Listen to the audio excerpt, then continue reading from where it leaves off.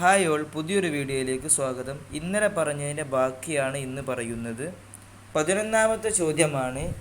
അൽ ഫന്നുല്ലദി തമ്മ ഇസ്തിഹ്ദാതുഹു ഫിൽ ഉന്ദുലുസ്.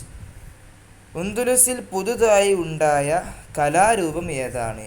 അൽ മുവശ്ശിഹാത്ത് എന്ന കലാരൂപമാണ് ആദ്യമായി ഉണ്ടായത്. 12ാമത്തെ ചോദ്യം. റായിദു ഖിസ്സത്തി അൽ ഖസീറ ഫി അദബിൽ അറബി ഫി അസറിൽ ഹദീസ്.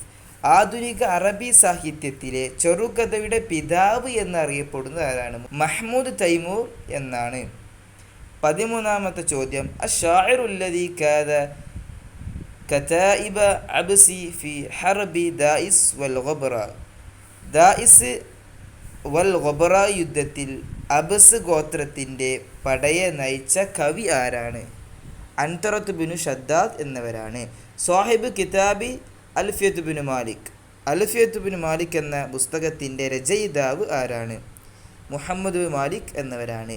15ാമത്തെ ചോദ്യം. വാദിഉ ഇൽമുൽ അറൂദ്. ഇൽമുൽ അറൂദ്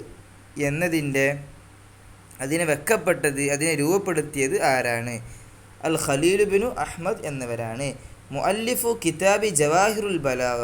ജവാഹിറുൽ ബലാഗ എന്ന പുസ്തകത്തിൻ്റെ രചയിതാവ് ആരാണ്? അഹ്മദ് അൽ ഹാഷിമി എന്നിവരാണ്. 17ാമത്തെ ചോദ്യം. അശ്ശാഇറുൽ മഷ്ഹൂറുല്ലദി ഇദ്ദഅ അൻ-നുബുവ്വത ഫി അസ്റിൽ അബ്ബാസ്. അബ്ബാസി കാലഘട്ടത്തിൽ പ്രവാചകത്വം അവകാശപ്പെട്ട് പ്രശസ്തനായ ഒരു കവി ഉണ്ടായിരുന്നു. അൽ മുത്തനബി എന്നിവരാണ് പ്രവാചകനാണ് എന്ന് പറഞ്ഞുകൊണ്ട് മുന്നോട്ട് വന്ന വ്യക്തി. 18ാമത്തെ ചോദ്യം. ഇഷ്തഹറ അബൂ സെയ്ദ് അൽ ഖുറശി ബി കിതാബിഹി. അബൂ സെയ്ദ് അൽ ഖുറശി ഏത് പുസ്തകം കൊണ്ടാണ് പ്രസിദ്ധമായത്? ഏത് പുസ്തകം കൊണ്ടാണ്? ജംഹറത്തു അഷ്ആറുൽ അറബ് എന്ന പുസ്തകം കൊണ്ടാണ് പ്രസിദ്ധമായത്. 19ാമത്തെ ചോദ്യം. അശ്ശാഇറുല്ലദി ഖതലഹു ശിഅറുഹു. തൻ്റെ കവിത കൊണ്ട് കൊല്ലപ്പെട്ട കവി ആരാണ്? അൽ മുത്തനബി എന്നിവരാണ്.